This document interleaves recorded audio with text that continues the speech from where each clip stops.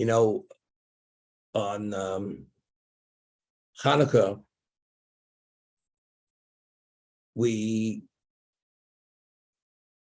don't celebrate through a physical celebration. Purim, the obligation is to feast. We have what we call the Purim Suda, to literally have a feast, an elaborate meal. Hanukkah, there's no mitzvah of elaborate meal.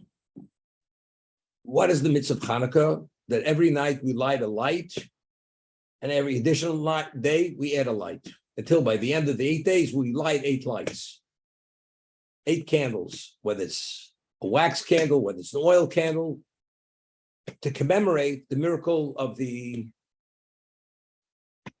time, the Second Temple period, when the family of the Hashmonaim, which were family of Kohanim, high priests, they'd driven out the Greeks.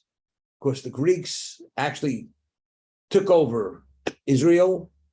We were subject to their decrees. A Jew was not permitted to study Torah. A Jew was not permitted to circumcise himself. And all this was punished by death. And not only that, they went into the temple and they sacrificed on the altar a pig, which is a desecration of the temple. The high priests were called Hashmonaim, the family of Hashmonaim, and they went and they couldn't tolerate it any longer, and they rebelled, and they drove the Greeks out of Israel, and they retook control. And the Hellenizing of the Jews, which ultimately would have led to total assimilation, was stopped, and they reasserted themselves and rebuilt Judaism as it should be. That was done by the family of the Hashmonaim. They refurbished the temple, and they had to actually remove all the stones that were desecrated with idolatry. All that had to be removed. A new altar had to be built. Many things had to be replaced because of the level of desecration. That's the story of Hanukkah. As a result of what happened, the miracle, we insert in the portion of thanks in the Amidah, a paragraph we thank God for the miracle of the unbelievable defeat of the Jews over the Greeks.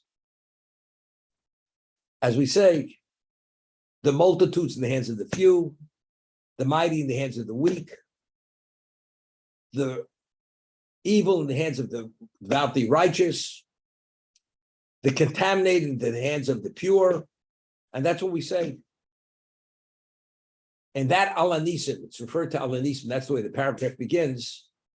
There's no mention of the vial of oil that was meant to burn 1 day and it burnt 8 days. Okay, no mention of that. And how do we commemorate the miracle of Hanukkah? That's the way we do it. That's the most obvious commemoration of Hanukkah. We light every night another light. To commemorate the oil that could only burn 1 day, burnt 8 days. And yet, although this is an undeniable miracle, there's no mention of this in the Ala Nisim. So the Maharal of Prague asks why. Seemingly, it should be there. So Maharal of Prague answers that in essence, the miracle of Hanukkah was the defeat of the Hashmonaim over the mechanized Greek armies. As we say, as we articulate in the Ala Nisim, the miracle of the mighty, the multitudes, the powerful in the hands of the weak, the righteous and the pure. That's the miracle of Hanukkah. But who appreciates that? Looking back, what would you say? These people had super strength. Yehuda Maccabee, he was able to take on 10,000 people. He could pick up a mountain and throw it at them. He had superhuman strength. That's why they're victorious. They were no match for this Jewish family. When we speak about human prowess, Judah Maccabee, Judah Maccabean. So when we put it in that context, do you appreciate it as a miracle? No. He could take an elephant, pick up the elephant with its rider. They came with elephants. And just flip the elephant with its rider. They had superhuman ability. That's why they won the war. And that's why they were able to drive them out. No. It was a miracle. The reason why they were victorious over the Greeks, because God gave the mighty into the hands of the weak, the multitudes in the hands of the few. It was God, every step it was God. But how do we appreciate it? It was God. If you read the story of Judah Maccabee and the family, it doesn't read that way. We're proud. We're proud of the strength and the power of this family. But the reality is they could only succeed the way they did only because God was behind them. But how do we know that? You know how we know that? Because God allowed that every vial of oil should be contaminated, except for one. That one vial was only enough to burn one day, and it burnt 8 days. One vial of oil burning, which only burns one day, burns 8 days, is undeniably a miracle. It's a miracle. How did it happen? The answer is God wanted it to happen. But why did God allow that miracle to take place at that moment, right after the victory? You know what the answer is? To shed light on the victory, that just as the light, the oil burning 8 days cannot be denied, it's a miracle. It sheds light and illuminates the reality that the victory was also a miracle. No less than the oil burning 8 days. When I'm saying now, these are the words of the Maharal of Prague. So sometimes you need that illuminator, you need the eye opener to appreciate what the background is on the event. So therefore, what is the miracle? The miracle is the victory that we didn't assimilate through the acculturation and through the overwhelming numbers, odds against us. That's the miracle. The oil is only to reveal what we experienced, that was the hand of God. That's the Maharal of Prague.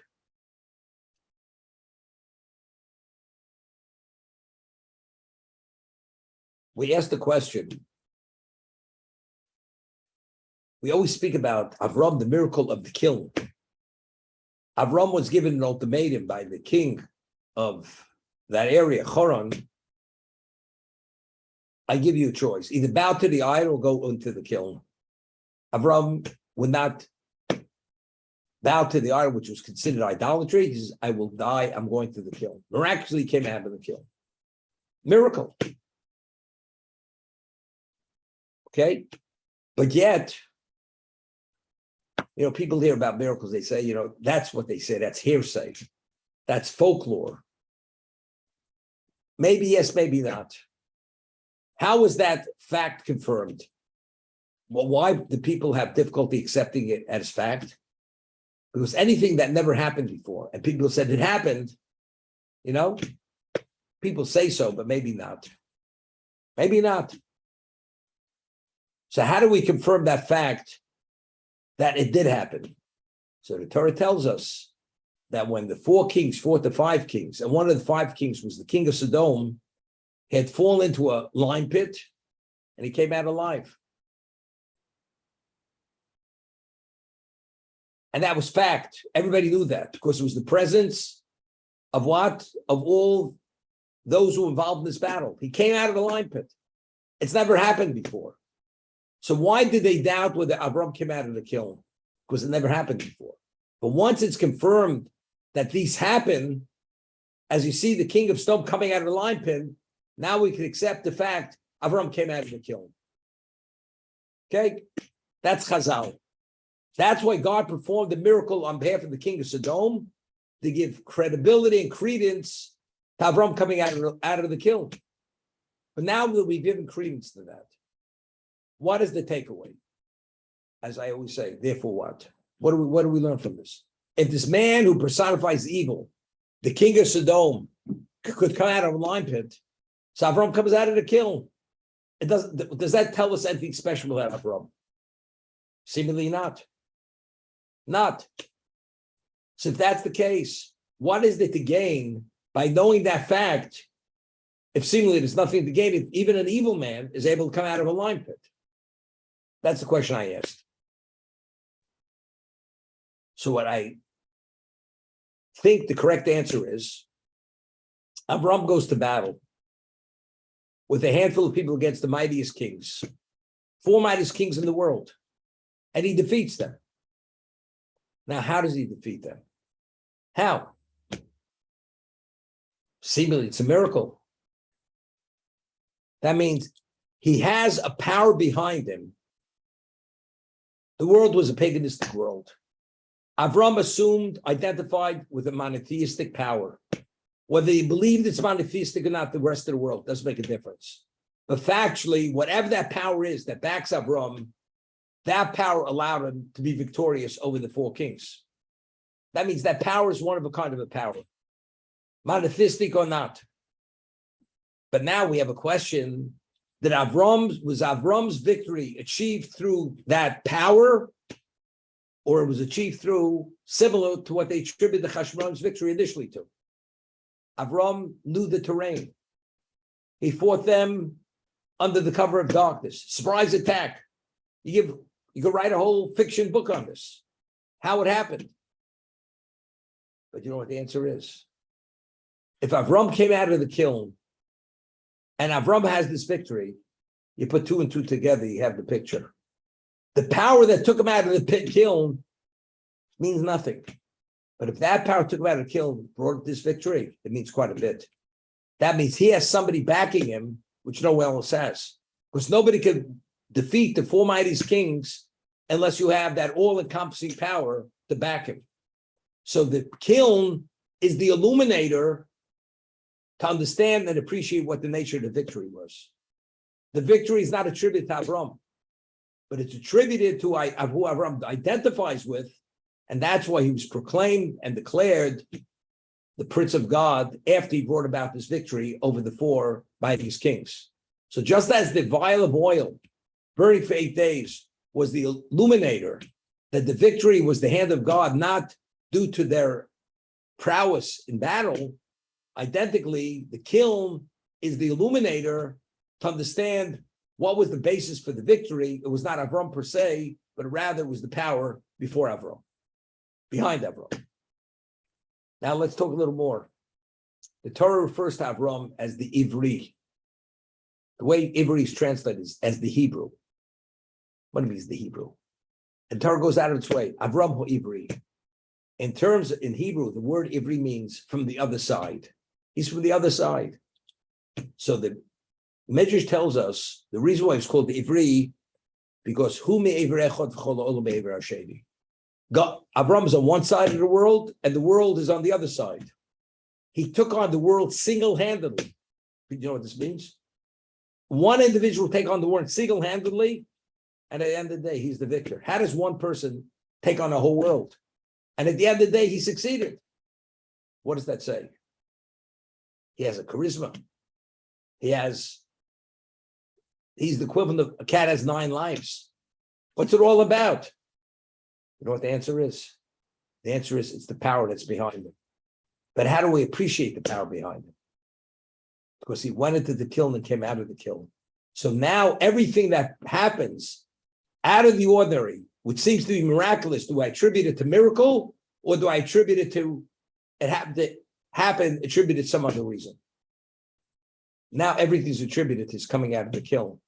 That he can take the world on single-handedly. That tells us he has a special backer.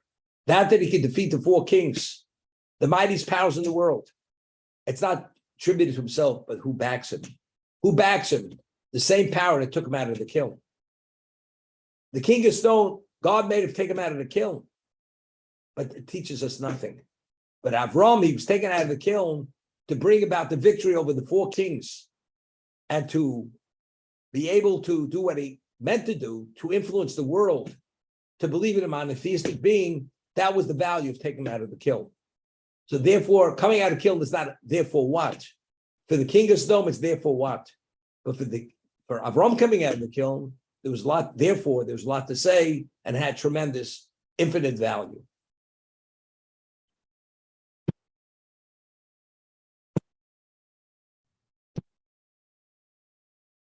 Ron's asking a phenomenal question. Now that there's so much confusion in the world, isn't it time for miracles? We should have this undeniable divine intervention. God is talking. God is intervening and telling you exactly how things must go. There's a question which is asked, the Torah speaks about leprosy. And if a person is a leper, he must go out of the camp, and it must be evaluated by only the Kohen, and you must have the pronouncement.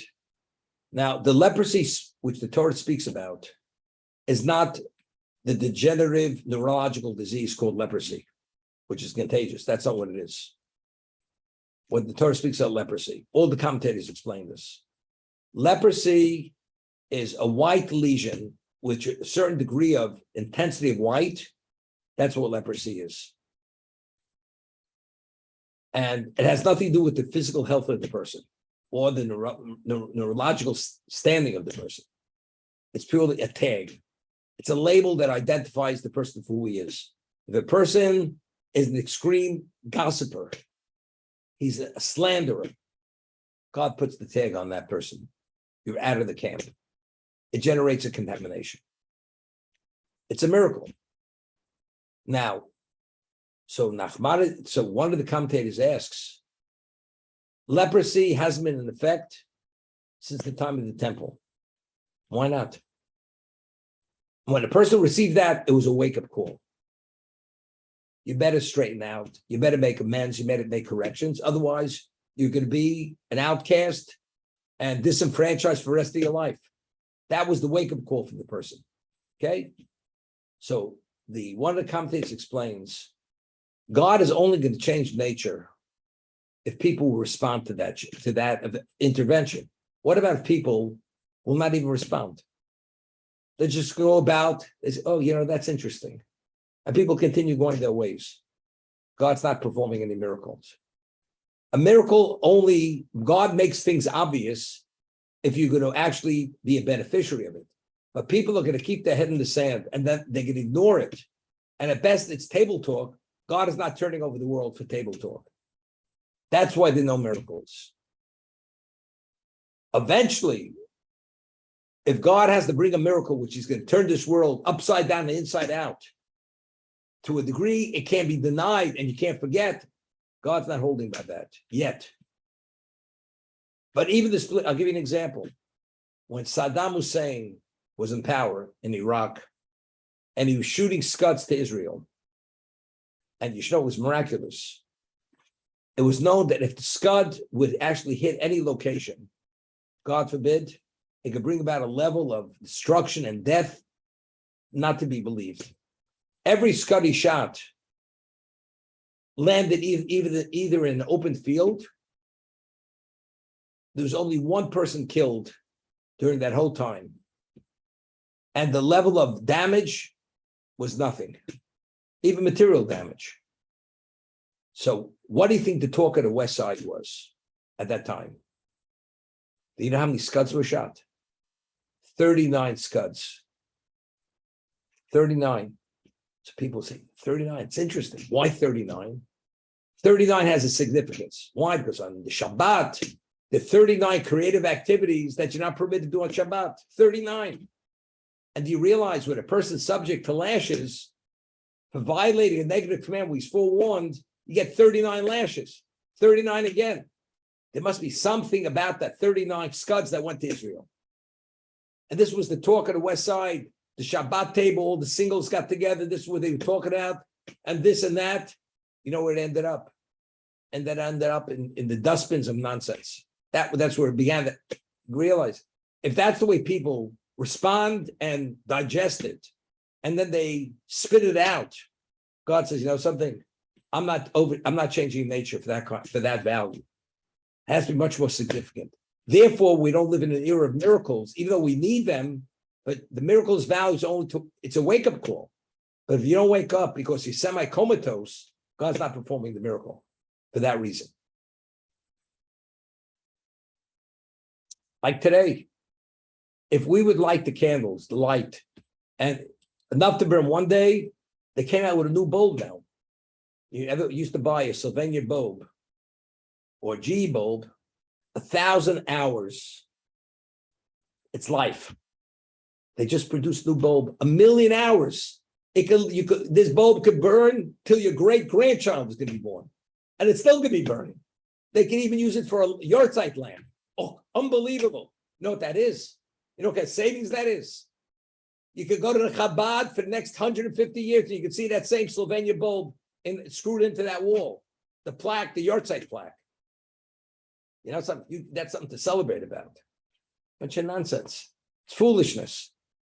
You think God's going to do anything? He's going to waste his time with this kind of nonsense? That's the reason why we don't experience miracles. It's like a person says, you know, put it in your pipe and smoke it. That's about where it ends. It goes up in smoke, and once the wind blows, you don't even see the smoke coming out of the pipe any longer. That's what Sherlock Holmes said at one time. He said to Watson, do you see the smoke? In a few moments, you're not going to see the smoke any longer. So the value of there wasn't the oil burning. That was the eye opener. It's a miracle. Now I understand what the victory was about. You know, if you read about D-Day, Eisenhower orchestrated D-Day. He was the 5-star general. Little American history. D-Day, they had to land those beaches. There were tens of thousands of people that were killed as they approached the beaches. They were just mowed down. But they broke through the barrier, and they were able to invade Europe. And that turned the war. If you read about D-Day, all the Allied forces were together. I think they had 1 million troops on D-Day, ready to go. The night was an overcast night, dark, cloudy. You couldn't have had a better setting for D-Day to take place. If there would have been a clear night, God forbid, it would have been a disaster. It's like God wrote the script and set the scene, the perfect setting for D-Day. Despite the casualties that we experienced, it could have been a better setting. If you say, you know, we were lucky. We were lucky, or to succeed, to break through those barriers, you need that setting. And he set those settings. So you can say whatever you want. We were lucky. God made it happen. God didn't make it happen. So if we would have something confirming it was God who made it happen, it's a whole different reality. We owe the victory and the destruction of the German forces to God. Now, you know something? It's potluck. It's random. Thank God. Thank God we were lucky. Not that thank God God was there, but thank God that we were lucky. You know, you rub your rabbit's foot when it's on your belt loop. Just rub it. You put a nickel in the machine, you get a rabbit's foot.